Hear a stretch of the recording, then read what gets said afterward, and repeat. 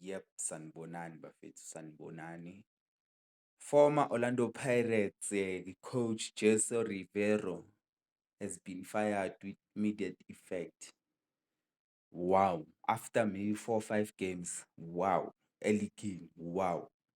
Okay, guys. uJose Rivero ufike ngey'khathi ze-Club World Cup, wayenza bad. Makucala i-league wadliwa. Akadlalanga more than official 10 games ne-Al Ahly, but i-contract terminative. Into engichazayo ngala majida wase-North Africa, awalindi ukuthi isizini iziphele.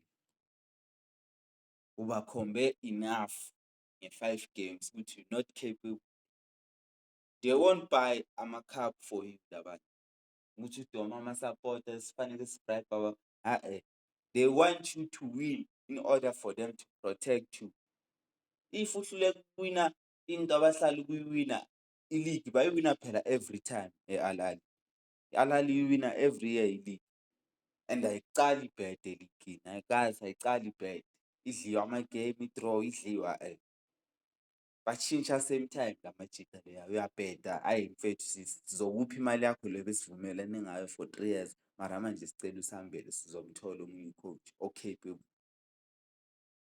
Ubani bekacabanga ukuthi uzo-survive uJose Rivero? If uPitso akasurvive-anga wina ama-Champions League kayi-3 or kayi-2 kulandelana wena yini ekwenza ucabanga ukuthi uRivero bekangasurvive lapha? Yinto engichaza ngamajita wase-North Africa. Bheka i-Sundowns, abafuni ukucosha i-coach and babona ne-national team yethu izo-strugglisha ngenxa yabo. Abafuni ukucosha i-coach, akayenzi next. Uluza yonke into akakaphakamisi ne-trophy eyi-1. I-league ihlala iwina i-Sundowns.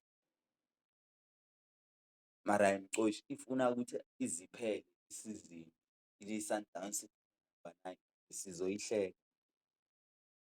Izophuma number 9 baqhubeka bafaka uKhadoso ngiyanitshela.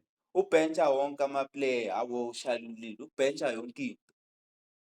Hhayi, mina ngiyi-Sundowns ngamcosha no-Rivero alandele uJose. Uyayibona i-Al Ahly ifuna ukuwina. Uyayibona i-Al Ahly ifuna ukuwina nje i-Champions League yonke into. Cosha i-coach kusase singakayanyatheli ku-Champions League. Ngiyabonga Al Ahly. Yo.